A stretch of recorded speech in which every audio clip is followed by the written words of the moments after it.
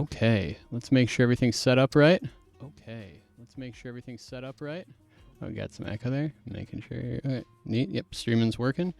All right. So this unusual time recording is a lecture for Friday. I'll post this pretty much right away.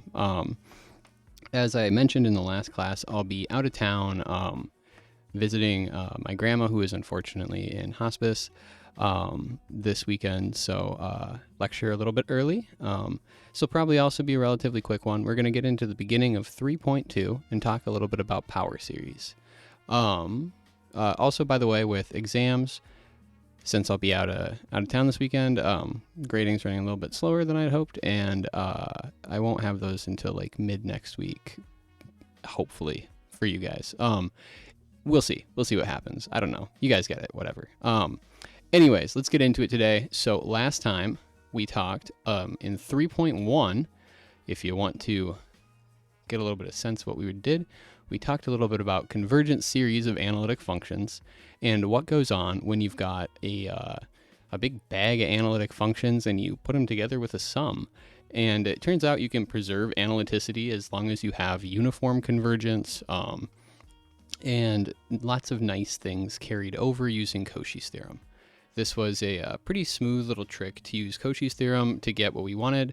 In particular, it gave us nice things about the derivatives of series of analytic functions and how to compute those in terms of the component terms in that series.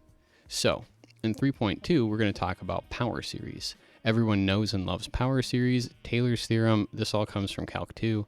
And we're going to bring it over into the world of the complex plane and analytic functions.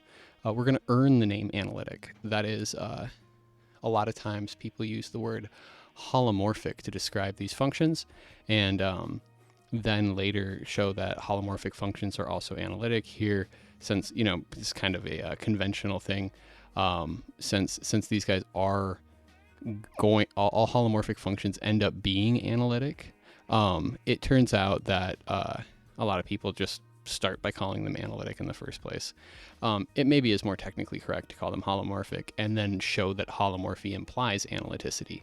But, hard to argue with, convention when other people do it. So power series and Taylor's theorem.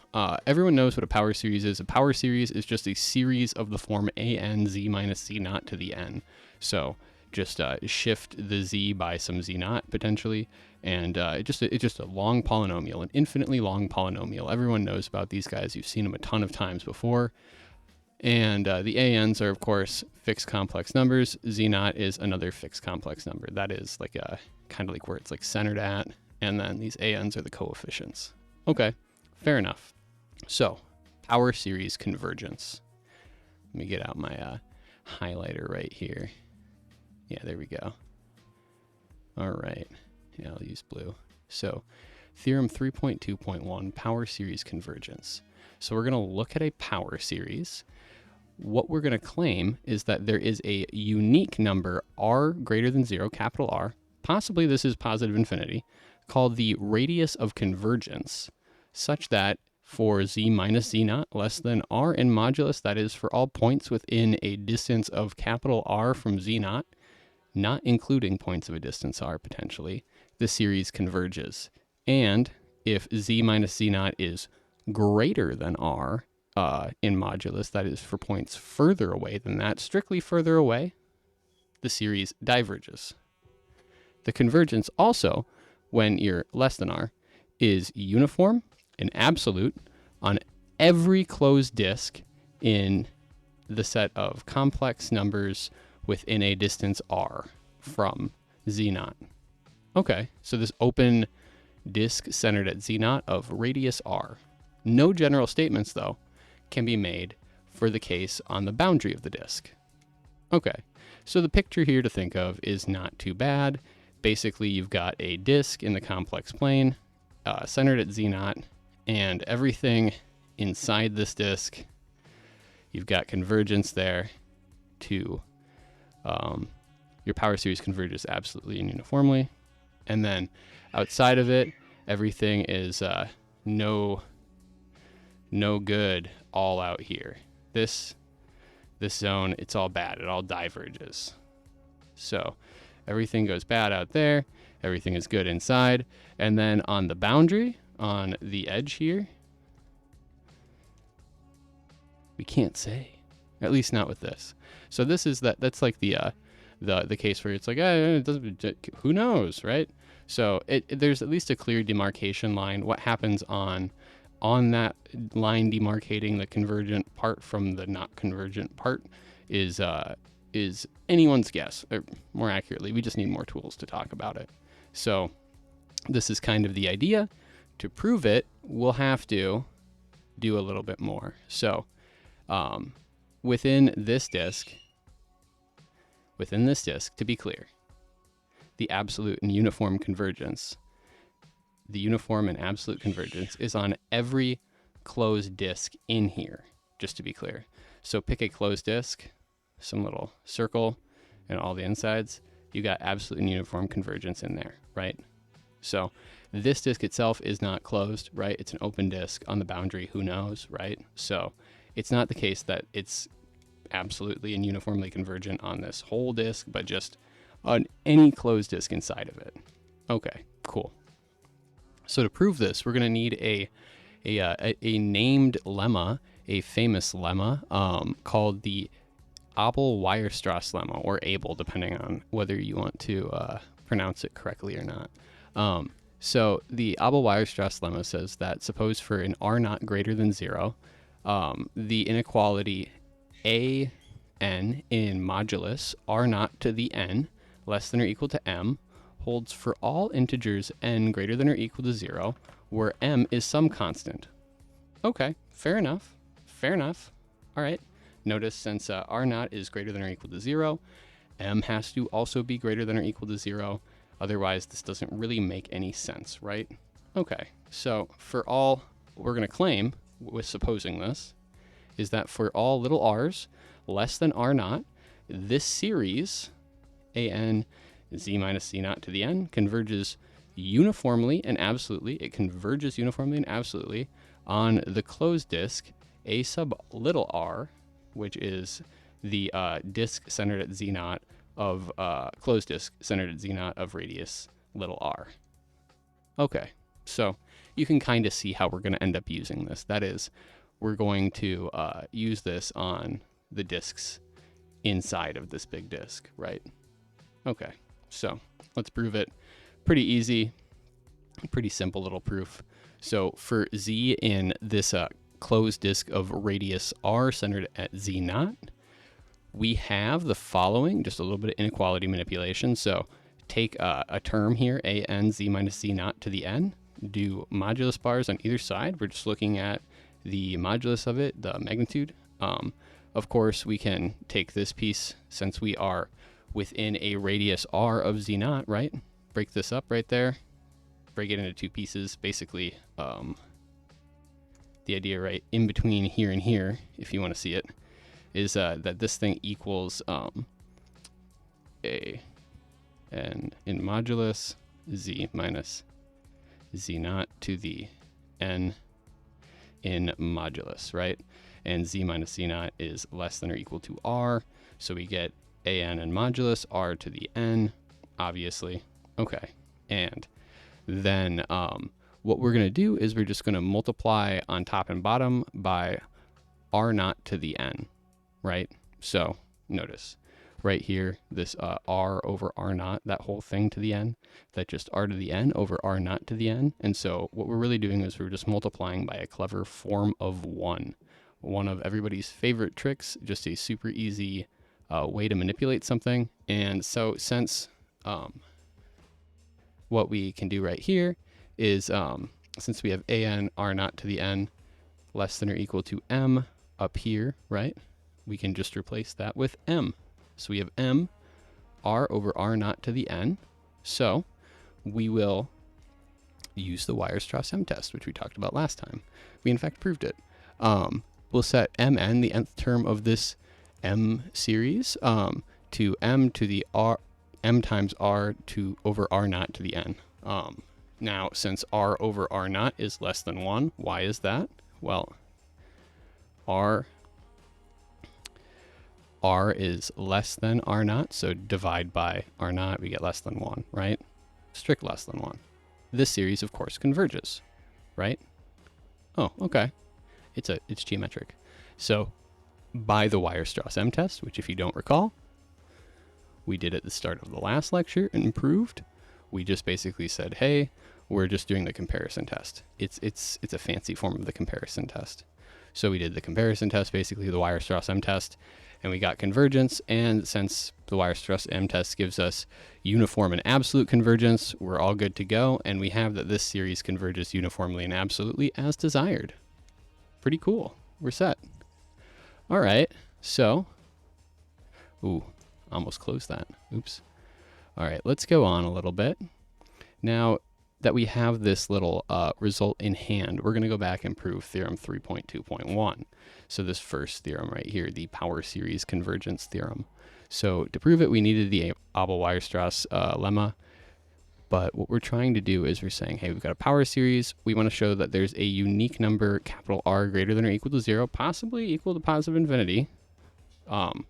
So that if you have, for all points z within a distance big R from z naught, the series converges. And for points further away, it diverges.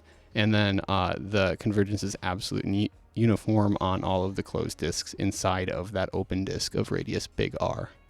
Okay, so let's prove it. Kind of a lot of pieces here. It's not too bad of a proof though. So get out my highlighter. All right, we're going to start off by grabbing an R naught less than big R. By definition of big R, there is a constant R1 and a constant R naught, which is less than R1, strictly less than that, and R1 is less than or equal to R, big R, such that this guy converges. Okay. Why is that?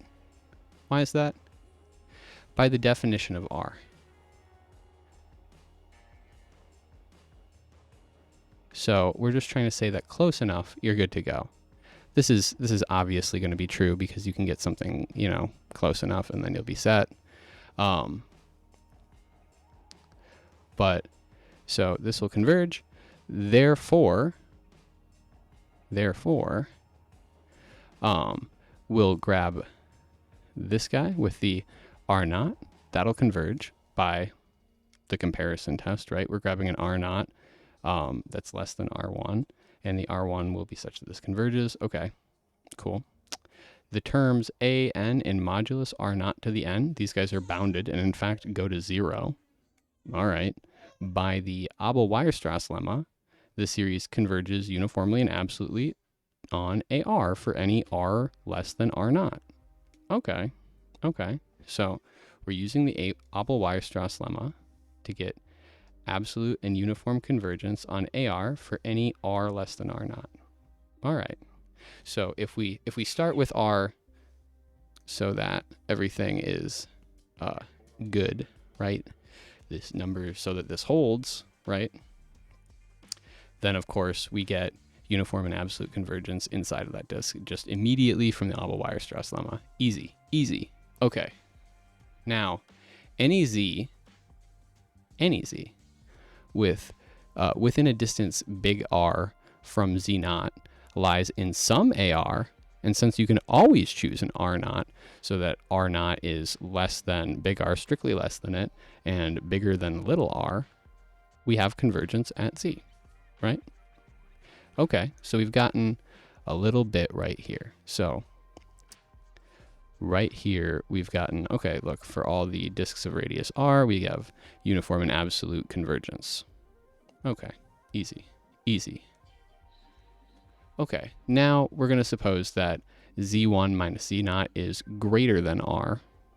Okay, so we're picking a z1, right? And we're going to suppose that this converges.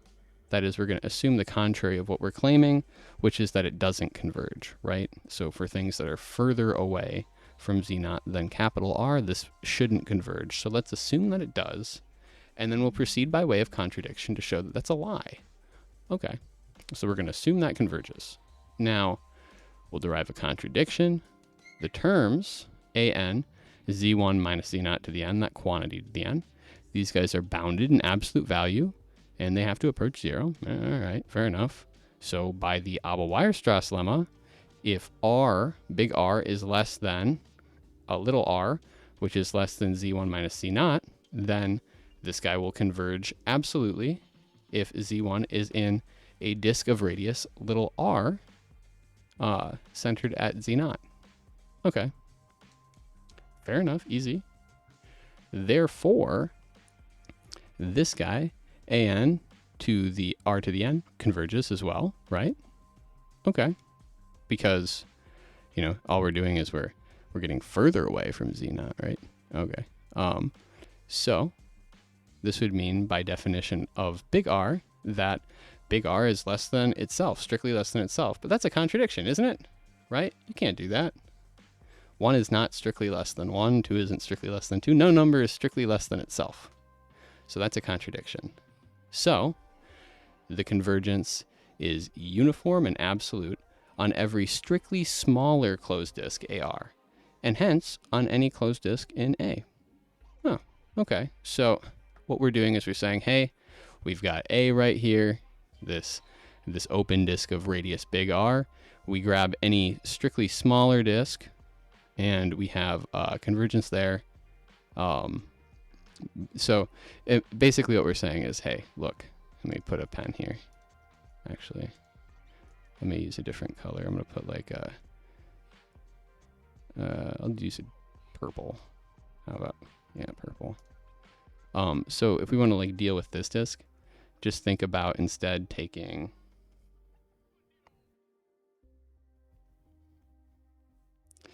oh, it's not going to be a good one. Here, I'll just draw it. It won't be a very good circle. So we can take a bigger circle centered at z0 that stays entirely within A that contains that little disk, right? So if we converge absolutely and uniformly on this guy, then we certainly converge absolutely and uniformly on a chunk inside of it, right? So we're just doing everything for disks centered at z0, and obviously we'll get the same. It'll immediately follow that we have absolute and uniform convergence on these disks that aren't centered at z0, right? Okay, easy. So that's the whole gist. We start off by going, hey, let's use the Abba-Weierstrass lemma to get absolute and uniform convergence when we are within the disk. Then we'll say, hey, suppose we got it outside of the disk. Now that derives a contradiction. So we're good to go. We're good to go. All right. Now, what about the analyticity of power series? This is really obvious from last time. Remember last time we got the analytic convergence theorem, which was a big old deal for us. There it is. So here we had A, an open set, Fn, a sequence of analytic functions defined on A. Fn approaches some function uniformly on every closed disk in A, then F is analytic. And the derivatives converge pointwise and uniformly on every closed disk, right? So this is an obvious consequence. Since all of the terms of a power series are definitely analytic functions, that is, they are entire, actually, they are polynomial, right? We obviously get an analytic function on the inside of its circle of convergence, that is, on this open set centered at z0 of radius big R, right? Okay, easy, the open circle. We get obviously analyticity right there, and in fact we should get absolute and uniform convergence of the derivatives as well. So this is the next theorem, the differentiation of power series. Here we're going to let f of z be equal to a power series like this. This is the analytic function defined on the inside of the circle of convergence of this given power series, an z minus z0 to the n, that series. Then the derivatives are given by, well, just remember from last time that we could get the derivatives from the derivatives of the terms of it. That is because a series is defined in terms of the limit of a sequence of partial sums, and the derivatives of the sequence of partial sums, just by the linearity of the derivative, are the sums of the derivatives, right, of the terms of the partial sums. We just take the limit, and we should get that the derivatives of this function f are just given by the sum of the derivatives of the terms over there. So that would be n a sub n z minus z naught to the n minus 1. And indeed, that is exactly what we're asserting. There we go. And this guy, we're going to claim, has the same circle of convergence, the derivative, as the original function, as the original series. Okay. Furthermore, these coefficients a sub n are given by, can you guess it, the nth derivative of f at z naught divided by n factorial, just like the usual good old calculus 2 case. Wonderful. Everything that you expect to happen carries on through. Okay, cool. So how can we prove this? Well, from the analytic convergence theorem that we just went through and did, the derivative f prime of z, which is given by these guys, converges on the disk of radius big R centered at z naught, this open disk, right? This is just what we just said. Analytic convergence theorem 3.1.8. This is our last result from our last lecture. Okay. So this guy converges there, and obviously it has absolute and uniform convergence on closed disks inside of this open disk. Okay. Now, to show that the derived series, that is the series of derivatives, has the same circle of convergence as the original series, we only need to show that it diverges when for points further away from z naught than big R. That is, we know it converges inside of there, but could it potentially be any bigger? Maybe. Let's show that that's not true. Okay, if it did converge at some point z1, that is with z1 minus z naught in modulus equal to r naught greater than big R, that is, if it did converge for some point z1 outside of that open circle of radius big R, then n r naught to the n minus 1, that is, if we're looking at the absolute value, the modulus of a term right there, right? You get n r naught, which is z1 minus z naught, to the n minus 1. This guy would be bounded, right? Bounded. Okay. So, of course, a naught to the n, which is just a sub n r naught to the n minus 1, this term right here, divided or times r naught over n, right? Oh, okay. So there's nothing fancy going on right there, right? This would also be bounded since we're just multiplying by a constant. Okay. Now, multiply that by a constant, still bounded. All good. Especially since that constant r naught over, or not constant, sorry, I should say, by a term that is strictly decreasing, r naught over n doesn't make anything bigger. It just makes things smaller as n gets big, right? Okay, fair enough. This would, of course, also be bounded in that case. So this series right here, the series of an z minus z naught to the n, would converge as well. Oh. Weird. Wait a second. That would converge for big R's less than or equal to z minus z naught less than r naught by the Abba Weierstrass lemma. But this totally contradicts what we just said about the big R being maximal, as big as possible, from the power series convergence theorem that we started with. So that's theorem 3.2.1. So if we go back over there, we're saying that this is the biggest number R right there, right? And what we just showed is that there is a bigger number R, not right here, bigger than R. Oh, wait a second. See right here, that's just the power series for F right here. That's the one we started with. So if the derivative converges, right, this guy, on some bigger set, then we get that the terms are bounded, multiply those by something that keeps it bounded, and get back your original series and get convergence on a larger disk, and that will contradict what we have. Oh, okay. So this establishes our assertion about the radius of convergence. That is, they have the same radius. All right, we already knew it converged inside. Outside, we showed we drove a contradiction.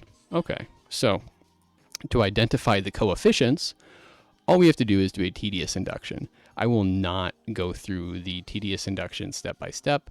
If you'd like to verify this, it is a very basic thing to verify, and there's no reason to feel particularly alarmed. So to identify the coefficients, let's set z equal to z naught in the formula defining f of z to find f of z naught equals a naught, right? That is going all the way up to the formula here. When n is 0, you just get a0, right? A naught. Okay, and that's the only term that doesn't get killed when you set z equal to z naught, right? Since 0 to the 0, you know, nothing crazy going on there. Okay, so you get the first term is a naught is f of z naught.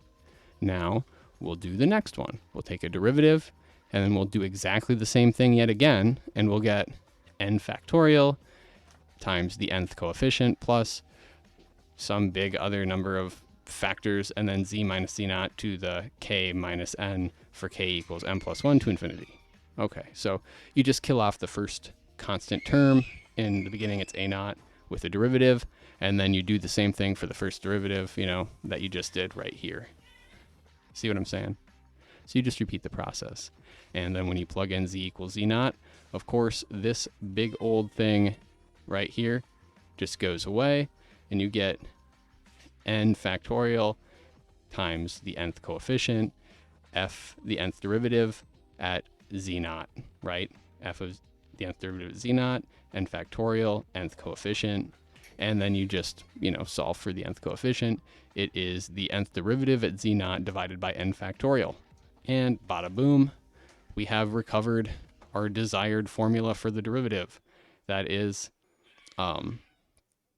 with right here, nth derivative at z naught divided by n factorial. Usual one from a good old-fashioned series, Taylor series, as you're used to. All right, fair enough, cool. Now, are these guys unique? Obviously.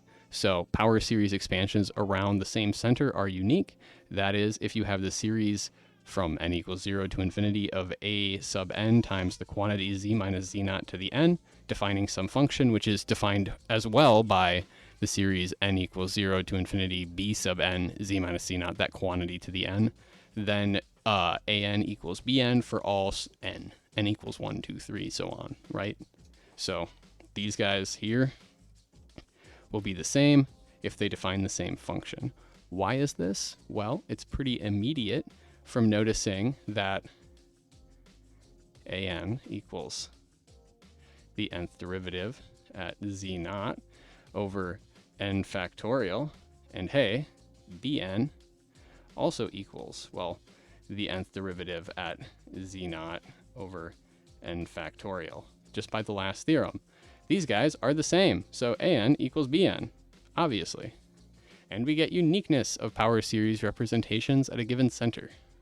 Not at every possible center, but choose a center z naught, and you get a unique representation. All right, pretty cool. Now next time, what we will talk about, we'll get a high-level overview here. Next time, we will talk about some tests to tell if power series converge. We'll do a ratio test, a root test. We'll talk about some examples. We'll talk about Hadamard's formula, Taylor's theorem, which is just kind of a restatement of what we've already done. Then we'll get some useful corollaries. We'll talk about the order of a zero and isolation of zeros, and we'll get some good facts about how locally zeros end up being isolated. We'll talk more about what that means next time. But for now, we just basically did a little bit of calc 2, but in the complex plane. So kind of the same thing we did before, but just a little bit more formally. Neat. All right, so I'm gonna go post this up. It's a day early. Watch it on Friday if you want. Watch it early if you want. I will see you on Monday, and I hope you have a great weekend. If you email me, I may not email you back until Monday. Yeah, I gotta go catch a plane. See ya.